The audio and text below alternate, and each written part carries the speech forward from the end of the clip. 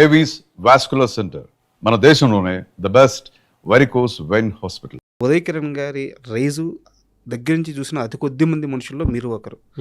So మీ career విషయానికి వస్తే ఆయన కెరీర్లో ఆయన చూసిన అంత సక్సెస్ ఎప్పుడు మీరు చూడలేదు, అంత డబ్బు ఎప్పుడు మీరు చూడలేదు, అంత ఫేము మీరు ఎప్పుడు చూడలేదు. బట్ ఉదయ్ కిరణ్ గారు సడన్గా ఆల్ ఆఫ్ సడన్గా అలాంటి ఒక డిసిషన్ తీసుకున్నారు. మీ లైఫ్లో మీరు చాలాసార్లు పడ్డారు, చాలాసార్లు చేశారు. ఏ నిర్ణయము మిమ్మల్ని ఇంత కాన్స్టెంట్గా ఇంత స్థిరంగా ఉంచగలిగింది? ఎందుకు ఉదయ్ కిరణ్ గారి ప్రస్తావనే నేను రెఫరెన్స్కి అడుగుతున్నానంటే, అంటే అంత పెద్ద స్టారు కూడా మెంటల్గా డౌన్ అయిపోయే ఇండస్ట్రీ మంది. సో చిత్రం శ్రీను కష్టాల నుంచి నిలబడడానికి కారణం ఏంటి? సార్ అంటే నేను కారణం కూడా కాదు, ఆ బలం ఏంటి?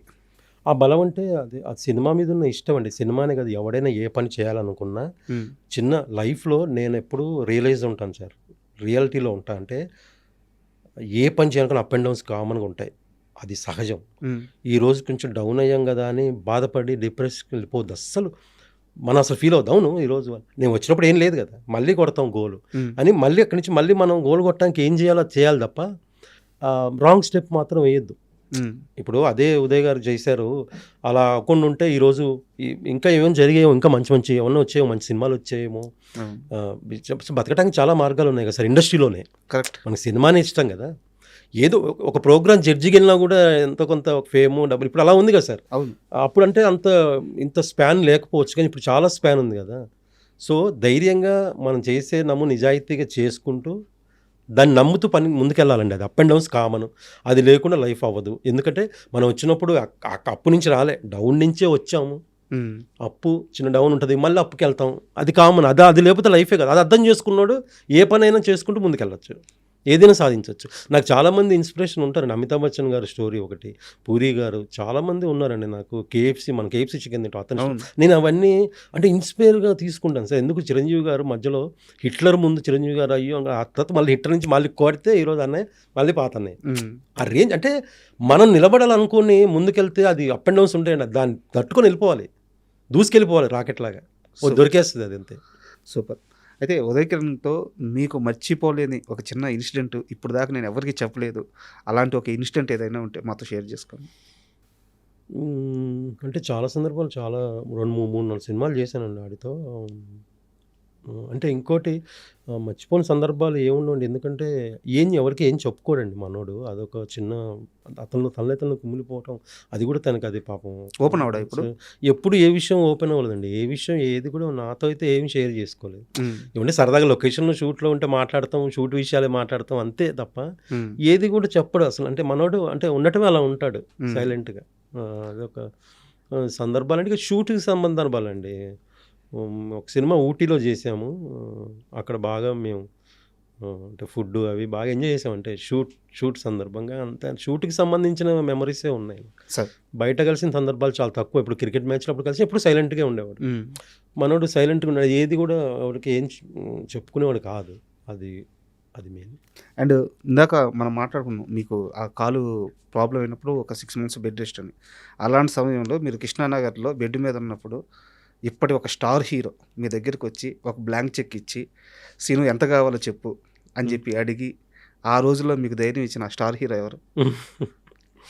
సరే ఒక సిచ్యువేషన్ చెప్తా. ఆ రోజు ఎన్టీఆర్ గారు షూట్ జరుగుతుంది, ప్రతాప్ గారు డైరెక్టర్, నిన్ను చూడాలని ఒక first movie Usha Kiran movies.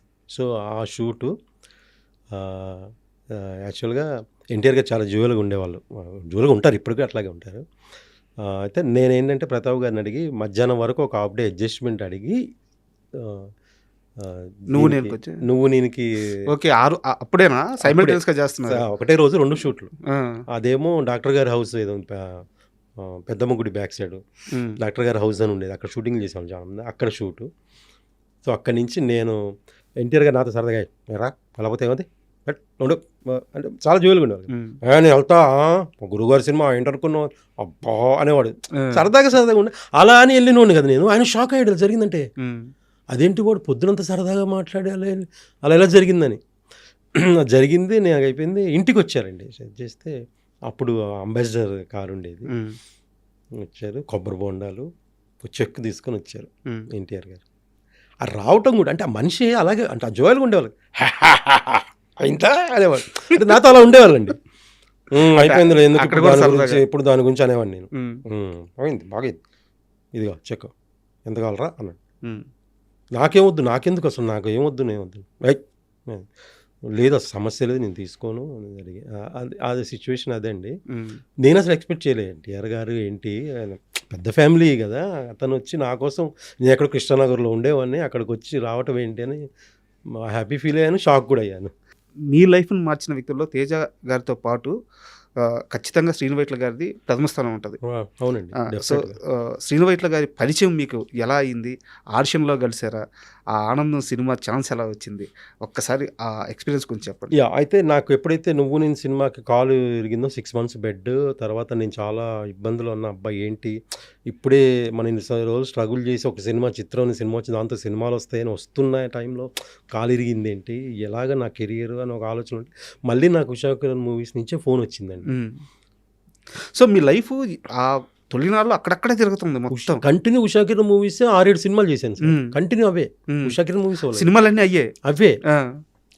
Ushakiran movies నుంచి ఫోన్ వచ్చింది, ఒకసారి వస్తావా ఒక సినిమా ఉంది నువ్వు నడుస్తున్నావా అంటే నడుస్తుంది సార్, అప్పటికి నడుస్తున్నా కాలు బాగా అయిపోయింది సార్ ప్రాబ్లం ఏం లేదంటే రమ్మంటే వెళ్ళాను సార్. అప్పుడు ఇప్పుడు మన రాఘవేంద్ర గారిది థియేటర్ ఉంది కదండి అవును.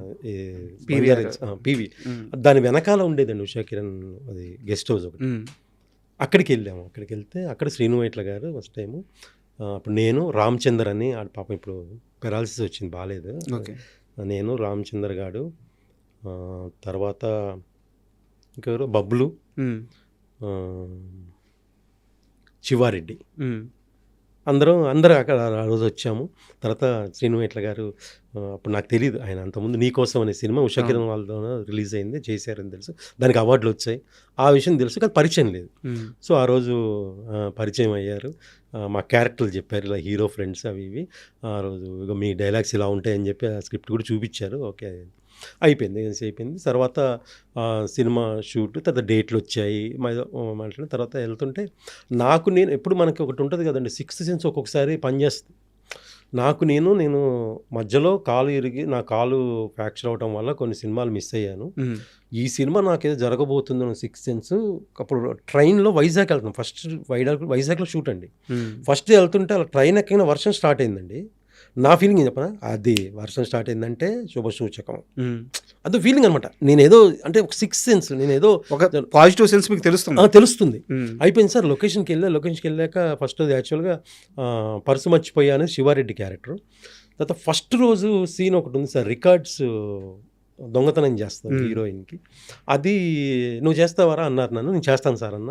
చేశాను. అక్కడ శ్రీనువైట్ల గారికి నచ్చింది, వీడు బాగా చేశాడు, ఆ రికార్డ్స్ దొంగతనం చేసి నేను తీసుకెళ్ళాను, డబ్బులు కూడా తీసుకుంటాను బైక్ పెట్రోల్ కోసం. అవును, అది నచ్చింది. అలాగా ఇంకా ఆ సినిమా అలాగే చేసాం సార్. అంతే ఇంకా అది ఏంటంటే మీకు తెలియదు, ఆనందంలో రాంబాబు అనే క్యారెక్టర్ ఇప్పటికీ నన్ను చాలామంది రాంబాబు అంటారండి. నాకు నైట్లు చాలామంది ఫోన్ చేస్తారు 2-3 అరే ఇప్పుడే అయిపోయిందిరా సిట్టింగ్లో ఉన్నాము, ఒకరిని రాంబాబు క్యారెక్టర్ ఇచ్చామరా అని అంటారు.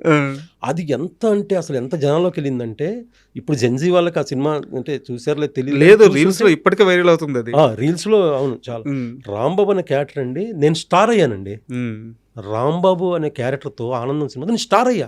తేజ గారు నాకు ఫస్ట్ అవకాశం ఇచ్చి నాకు పరిచయం చేసి స్క్రీన్ని నాకు పరిచయం చేస్తే శ్రీనువైట్ల గారు నన్ను స్టార్ చేశారు. గర్వంగా చెప్పుకున్న ఒక మూమెంట్ అది. అయ్యో అసలు మీకు తెలియదు, ఆనందం సినిమా ఈరోజు రిలీజ్ అయింది కదండి. రిలీజ్ అయిన తర్వాత ఒక 2-3 రోజుల తర్వాత నుంచి నాకు ఒక 13 సినిమాలు ఒకే రోజు వచ్చాయండి ఫోన్లో. 13 సినిమాలు ఒకే రోజు నాకు ఫోన్ వచ్చింది క్యారెక్టర్లు.